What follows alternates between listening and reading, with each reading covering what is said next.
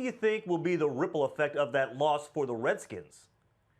Well, it's hard to say with that franchise for sure because I wouldn't. There's always one coach firing that kind of catches everyone off guard, and I don't think Jay Gruden necessarily should be fired. I think he's done a great job there and a good job with Kirk Cousins. I think he deserves another year, but the way that they got knocked out, losing at home on national TV to Carolina when they needed a win, and then losing to a Giants team that had nothing to play for when all they needed was to win and they were in, I'm sure will not sit well up top. So I think they'll go back and take maybe a closer look at Gruden. And obviously they've got to reevaluate what's going on with Kirk Cousins because his contract's up. They could use the franchise tag again, I guess, if they wanted to.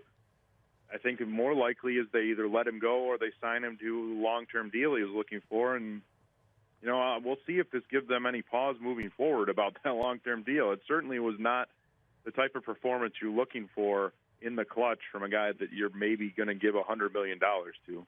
If they let him go, where would you see a good fit for him elsewhere in the NFL? I think you would probably look to a team that is fairly well established on offense and maybe just needs even kind of a bridge quarterback. It might draft someone this year and just wants to bring in Cousins.